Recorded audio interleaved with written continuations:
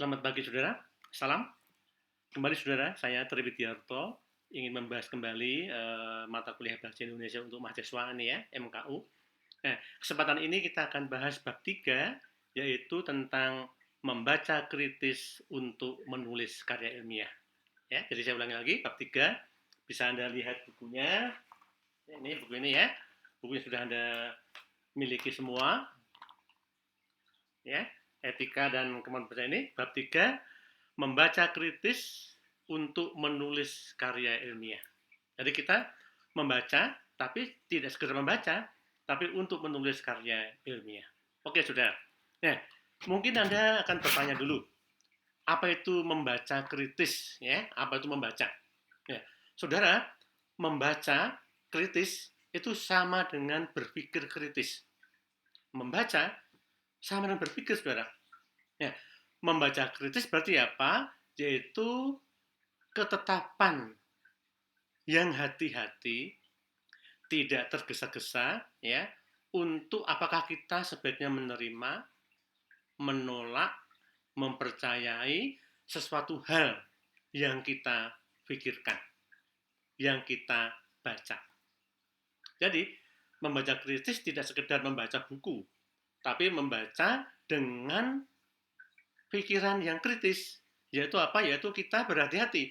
Apakah kita menerima buku itu isinya? Apakah menolak? Ataukah ada kritik? Ataukah ada hal lain yang perlu digarisbawahi dalam proses membaca tadi? Ya, jadi membaca kritis ini berbeda dengan membaca yang mungkin setiap hari kita lakukan, saudara. Nah, karena itu kita perlu belajar, yaitu bagaimana cara membaca yang benar itu sebagai mahasiswa ya. Cara membaca yang benar, membaca kritis supaya kita bisa mengkritisi bacaan yang kita baca, buku yang kita baca. Oke, baik saudara. Nah, dari pengertian tadi ya, sebenarnya ada tiga jenis membaca yang perlu kita pahami secara bersama-sama, saudara, supaya Anda nanti bisa memahami dengan baik apa itu membaca kritis, apa itu membaca yang benar. Yang pertama adalah membaca cepat untuk mendapatkan informasi umum. Jadi Anda membaca buku secara cepat, ya, tidak perlu detail, tapi secara cepat satu buku, maka dari bacaan yang cepat tadi, maka Anda mendapatkan informasi umum dari buku tersebut. Tetapi Anda belum mendapatkan informasi khusus maupun informasi rinci. Sebagai contoh, saudara, ini ada buku ini. Buku judulnya 12 Kaisar. Ya, bagi saudara dari sejarah, dari FBS, ataupun dari teologi, dan lain sebagainya ya, yang Anda mencintai atau menyukai tentang sastra, tentang sejarah, tentang peradaban ya, mungkin Anda sudah pernah membaca buku ini. Buku ini tebal, halamannya ada 500 halaman. Ya, kalau Anda ingin membaca buku yang 500 halaman ini, ada langkah yang pertama, yaitu membaca cepat untuk informasi umum. Nah, barangkali buku setebal 500 halaman ini bisa Anda baca selama 1 jam secara cepat. Ya, Anda bisa 1 jam membaca cepat untuk mendapatkan informasi umum dari buku ini. Nah, apa hasilnya, saudara? Hasilnya, saudara paling tidak bisa memahami, mengerti ada 12 kaisar di Romawi yang berkuasa dengan segala sifat-sifat hatinya, hidupnya, maupun karya-karya di bidang sosial, budaya, politik, agama, dan seterusnya. Tapi secara umum, karena Anda belum membaca yang tingkat 2 nanti. Jadi, yang pertama, membaca cepat secara umum, baca seluruh buku ini secara cepat, tidak perlu diulang lagi, sudah Anda mendapatkan pemahaman secara umum. Yang kedua, saudara, yaitu membaca cepat untuk mendapatkan informasi khusus. Membaca cepat untuk mendapatkan informasi khusus. Nah, setelah Anda membaca satu buku tadi selama 1 jam, 500 halaman ini, maka Anda ingin mendapatkan informasi khusus tentang salah satu kaisar di Roma yang Anda ingin pelajari, yang ingin Anda tekuni dalam suatu tugas tertentu. Misalkan Anda ingin memahami tentang Kaisar Nero yang kejam itu, maka Anda bisa membaca yang memuat tentang Kaisar Nero. Kaisar Nero ditulis hanya 75 halaman. Ini 12 kaisar, 500 halaman. Nero ditulis 70 halaman. Nah, langkah kedua tadi, membaca informasi khusus, maka Anda baca yang Kaisar Nero tadi, yang 70 halaman tadi, dengan waktu 1 jam juga. Tadi 500 ini sudah 1 jam, tapi Anda ingin khusus tentang Nero, maka sediakan waktu 1 jam juga untuk membaca khusus tentang Kaisar Nero yang ada dalam buku 12 Kaisar ini. Nah, maka waktu 1 jam untuk membahas Nero tentu lebih khusus daripada 1 jam membahas buku 12 Kaisar ini. Tapi saudara tidak bisa langsung membaca Nero, karena Kaisar Nero ada hubungannya dengan kaisar-kaisar sebelumnya. Agustus ada hubungannya dan seterusnya. Oleh karena itu, nggak bisa Anda langsung membaca Kaisar Nero. Harus membaca buku ini secara utuh dengan yang pertama tadi adalah membaca cepat untuk informasi umum. Yang kedua, Anda membaca khusus. Meskipun 70 halaman untuk Nero, tetap Anda butuh waktu 1 jam. Apa akibatnya? Akibatnya, Anda memahami secara umum 12 kaisar di Roma, tapi Anda secara khusus memahami lebih detail siapa itu Nero. Siapa itu Kaisar Nero yang kejam di Romawi itu. Kapan hidupnya? Masa apa latar belakang historisnya? Seperti apa Nero terhadap bangsa asing? Nah, itu semua Anda pahami kalau Anda menggunakan langkah kedua, yaitu membaca informasi khusus. Membaca cepat informasi khusus. Yang pertama, membaca cepat informasi umum. Yang kedua, cepat khusus. Saudara, masih ada satu langkah lagi, saudara, yang lebih detail lagi, yaitu yang ketiga, membaca teliti untuk informasi rinci. Membaca teliti untuk informasi rinci. Nah, saudara tadi sudah 1 jam membaca 12 kaisar. 1 jam membaca Nero. Anda ingin melihat bagaimana Nero terhadap agama Kristen. Mungkin Anda belajar teologi ini, Anda ingin melihat bagaimana peran Nero, pengaruh Nero terhadap agama Kristen. Perkembangan Kristen pada waktu awal di Timur Tengah maupun di Eropa. Anda bisa meneliti khusus bab atau subbab tentang Nero dan agama Kristen. Nah, ini hanya 15 halaman. Jadi saya katakan tadi ya, saya ulang lagi ya. Buku ini 500 halaman, 1 jam. Khusus Nero 70 halaman, 1 jam. Nero dan peranan Kristennya itu hanya 15 halaman. Nah, 15 halaman ini bisa Anda pakai untuk membaca dan butuh waktu mungkin sekitar 1 jam lagi. Jadi, Anda dengan membaca 1 jam Nero dan kekristenan di Eropa dan di Timur Tengah pada awal abad Masehi itu, maka Anda akan mendapatkan pemahaman yang sangat rinci tentang Nero dan kehidupan agama Kristen di Eropa waktu itu. Nah, dari situ saudara butuh waktu 3 jam untuk membaca dengan bagus satu buku yang sangat bagus dan tebal ini.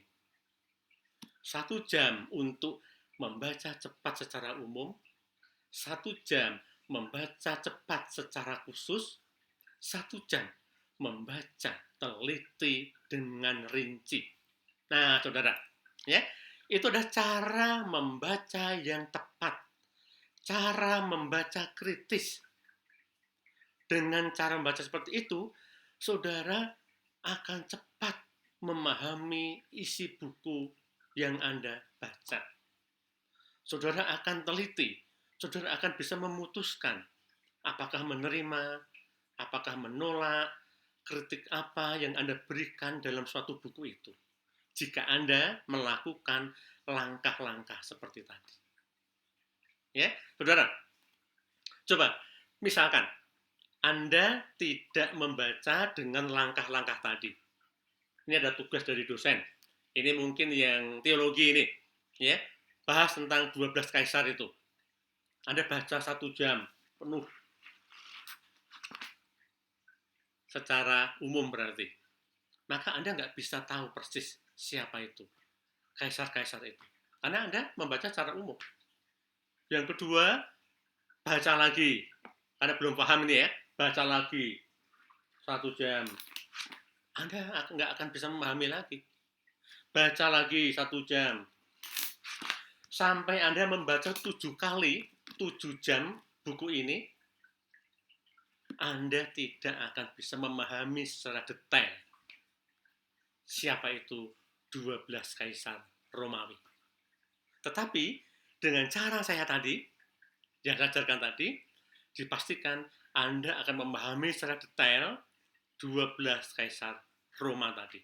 Dengan cara membaca cepat secara umum, membaca cepat informasi khusus, dan membaca cepat, membaca teliti untuk informasi rinci. Nah, saudara, dari itu adalah cara membaca yang benar, saudara. Ada caranya membaca yang benar, yaitu dengan cara langkah-langkah tadi yang perlu Anda pahami, saudara. Nah, ini yang perlu Anda pahami. Ya, nah kemudian itu kan ada 3 tadi, ada 3 jenis membaca yang harus Anda pahami dan Anda praktekkan. Nanti ada tugas untuk membaca kritis ini. Ya, nah setelah Anda membaca dengan baik tadi, maka Anda punya referensi yang bagus tentang buku yang Anda butuhkan. Anda seorang mahasiswa ekonomi, baca buku ekonomi. Anda seorang FBS ya, baca buku sastra, bahasa Inggris, grammar dan sebagainya. Anda sejarah, baca buku sejarah. Anda masa pertanian, baca buku pertanian dengan cara tadi. Maka Anda akan memahami dengan baik. Ya, baik itu adalah jenisnya ya. Nah, sekarang bagaimana cara-cara atau langkah-langkah membuat Anda bisa membaca dengan benar? Oke, yang pertama gini saudara. Yang pertama ya, yang pertama coba nanti Anda praktekkan di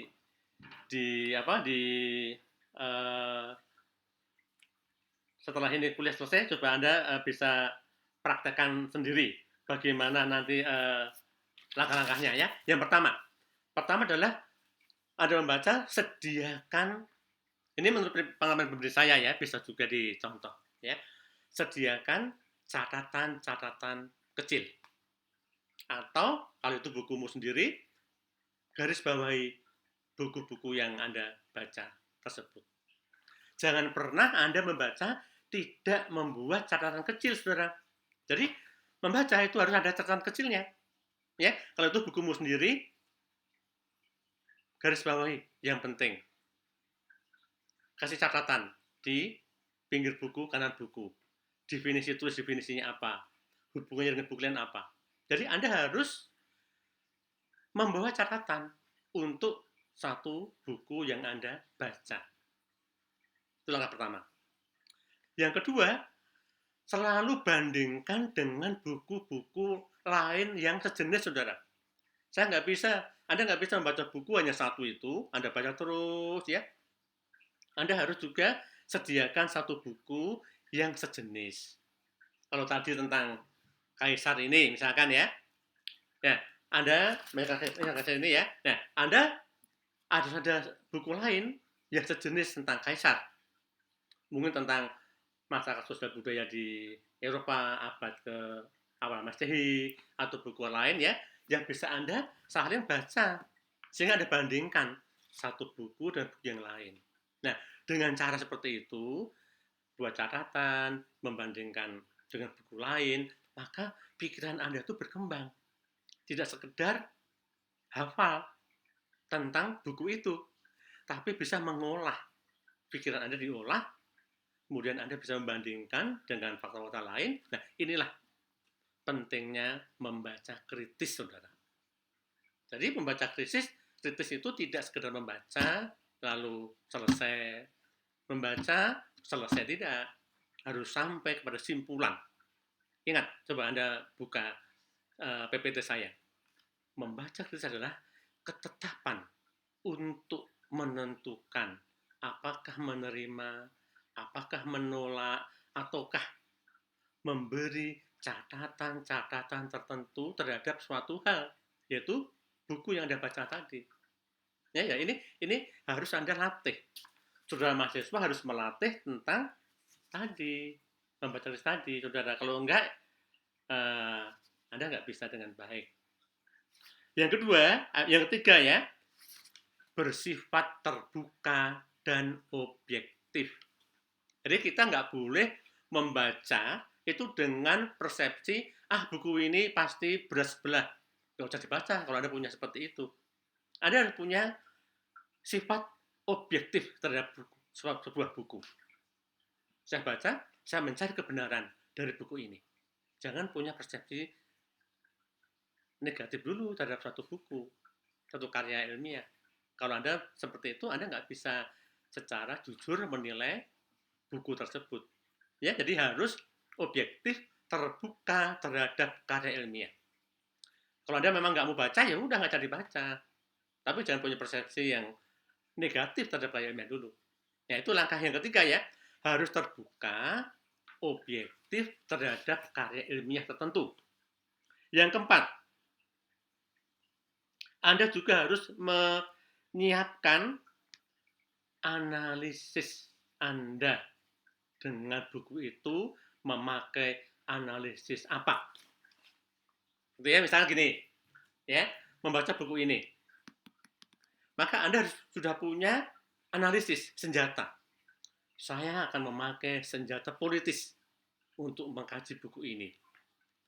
Saya memakai senjata sosial untuk mengkaji buku ini. Saya memakai senjata agama untuk mengkaji buku ini. Nah, ini menjadi analisis Anda, senjata Anda untuk menilai buku ini. Atau Anda menggunakan analisis yang multidimensional. Saya menggunakan analisis agama dan politik dan sosial, atau ekonomi dan politik, terserah. Itu hak Anda untuk menilai suatu buku. Tentu analisis yang Anda pakai harus sesuai dengan bukunya. Harus sesuai dengan bidang buku yang Anda teliti, Anda baca. Ya, nah, dengan demikian saudara akan memahami buku itu secara sempurna. Yang pertama, tadi saya ulangi lagi ya. Nah, langkahnya ya. Yang pertama, Anda buat catatan. Baik di buku itu atau catatan kecil di kertas lain. Harus itu. Yang kedua, beri. Nah, Anda harus punya sikap terbuka dan objektif terhadap buku itu. Nggak boleh berat sebelah dulu. Ya, sehingga Anda bisa memahami secara nalar buku itu, bukan emosional. Yang ketiga terakhir adalah Anda harus punya pisau analisis. Anda harus punya senjata analisis yang Anda pakai untuk membuat buku tersebut menjadi baik. Ya, nah maka dari tiga hal ini, maka Anda bisa membaca dengan baik, kemudian Anda bisa berikan kesimpulan dari suatu buku tertentu. Nah, itu adalah contoh cara membaca yang benar. Cara membaca buku kritis dengan benar, saudara. Saudara, saya punya pengalaman ini, pengalaman mengajar ya, karena saya sebagai seorang guru, mengajar mahasiswa ya yang sudah cukup lama, saya mengajar sudah lebih dari 30 tahun ya. Banyak mahasiswa yang terhambat dalam mengerjakan skripsi atau tesis. Nah, saya juga mengajar di S2, bahkan saya mengajar S3 juga di teologi, saudara. Ya, banyak mahasiswa yang terhambat. Pada waktu teori kuliah lancar dia. Pada waktu dia menulis skripsi, tesis atau disertasi, banyak yang terhambat. Saya tanya, kenapa Anda terlambat dalam mengerjakan tugas akhir ini? Banyak sekali alasan, tapi alasan utama dia tidak memahami referensi yang dibaca. Ini, ya, jangan dikira kalau sudah mahasiswa S2, S3 pasti bisa memahami referensi dengan benar. Belum tentu, saudara. Kalau yang bersangkutan tidak menerapkan membaca kritis yang benar, maka mahasiswa tersebut akan kesulitan dalam memahami bacaan. Nah, saya berpikir, bagaimana seorang mahasiswa bisa menulis dengan baik jika tidak mampu membaca dengan baik? Untuk bisa menulis, harus membaca dulu. Membaca bukan sekedar membaca, tapi membaca kritis tadi. 3 jenis dan 3 langkah tadi. Kalau itu tidak digunakan, saya percaya membaca buku berpuluh-puluh kali, berjam-jam, habis waktu banyak, tidak paham akan materi buku itu. Sehingga orang tadi nggak bisa menuangkan idenya dalam tulisan yang harus dikerjakan. Sehingga banyak mahasiswa yang berhenti, mandek, bahasa Jawanya ya, mandek, berhenti, kesulitan dalam mengembangkan tulisannya, mengembangkan ide-idenya dalam suatu tulisan. Nah, saudara, ini faktor utama, yaitu mahasiswa tidak mampu membaca dengan benar, akhirnya tidak mampu menulis dengan benar. Nah, saudara, jadi sudah perhatikan betapa pentingnya membaca kritis untuk menulis ini. Saudara, ya itu ya. Nah, itu adalah langkah-langkah dan cara-cara membaca kritis. Ya, baik saudara. Nah, sekarang ada tugas pada saudara, yaitu meresensi buku. Resensi buku. Ya, nah kemudian Anda baca di buku bahasa Indonesia yang sudah Anda terima ini, ya, maupun di PPT yang sudah saya kirim tentang resensi buku. Nih, kita lihat ini ya. Nah, oke, saudara. Apa itu resensi buku, saudara?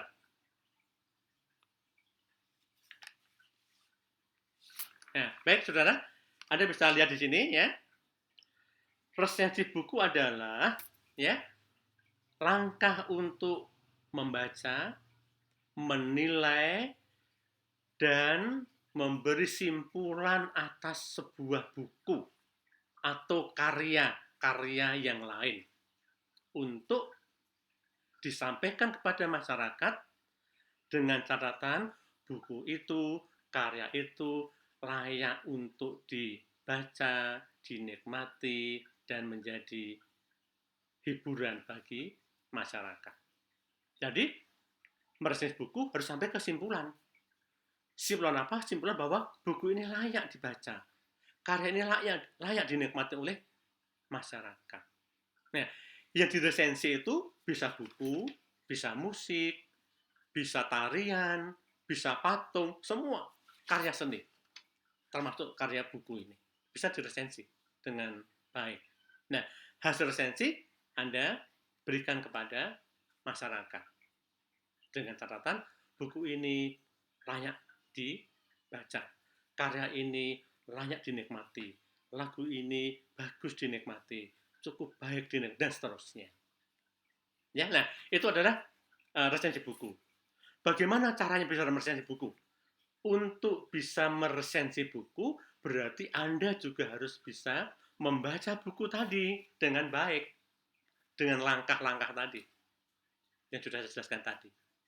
Ya, nah, untuk jelasnya resensi ini sudah saya berikan pada Anda, coba Anda pelajari lagi di buku itu, resensi itu seperti apa, langkahnya seperti apa ya. Nanti kita akan bahas untuk bab berikutnya ya. Nah, tugas yang harus Anda perhatikan adalah Anda harus membuat suatu resensi ya atas buku yang Anda baca.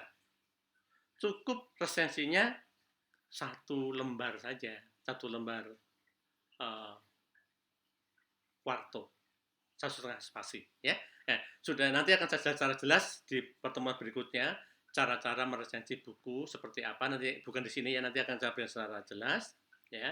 Saya kirim di PPT dan saya kirim juga nanti pembelajarannya ya. Tapi tugasnya itu ada satu, tugas Anda membaca buku yang sesuai dengan bidang Anda, bidang ilmu Anda ya. Kemudian Anda pelajari yang baik, lalu Anda ringkas buku itu menjadi satu halaman saja. Inti-intinya apa ya. Kemudian Anda ringkas sesuai dengan 3 metode yang saya jelaskan tadi ya. Dari buku itu Anda ambil satu aja, satu sub poin apa yang perlu Anda jelaskan, lalu Anda ringkas menjadi satu lembar kertas ya di Quarto, satu setengah spasi, lalu Anda kirim pada saya. Jadi itu dulu ya. Jadi yang pertama adalah membaca kritis untuk menulis. Yang penting Anda membaca kritis dulu ini.